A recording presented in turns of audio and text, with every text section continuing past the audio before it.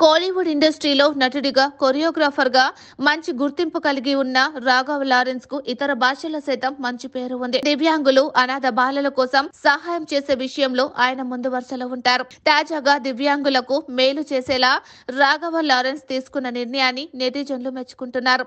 దివ్యాంగుల కోసం బైక్ కొనుగోలు చేసిన రాఘవ లారెన్స్ ఆసక్తికర వ్యాఖ్యలు చేశారు. దివ్యాంగులైన వీరందరూ మల్లర కంబంలో అద్భుతమైన ప్రతిభ కనబరిచారని లారెన్స్ పేర్కొన్నారు. చేసే పని విషయంలో వారికి ఉన్న పట్టుదలను చూసి నేను చాలా సంతోషించానని రాఘవ లారెన్స్ చెప్పుకొచ్చారు.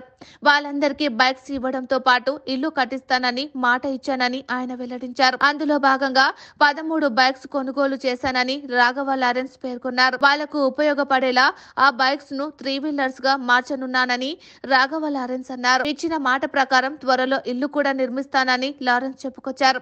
లారెన్స్ చెప్పిన విషయాలు నెటిజన్లను ఎంతగానో ఆకట్టుకుంటున్నాయి. ప్రస్తుతం లారెన్స్ దుర్గా అనే ప్రాజెక్టు కోసం వర్క్ చేస్తున్నారు.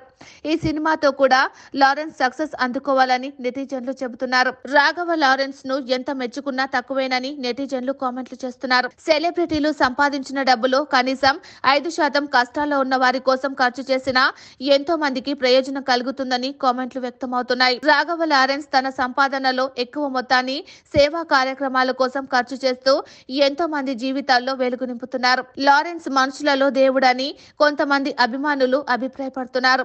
హారర్, కామెడీ, బ్యాక్డ్రాప్ సినిమాల్లో లారెన్స్ ఎక్కువగా నటిస్తుండడం గమనార్హం.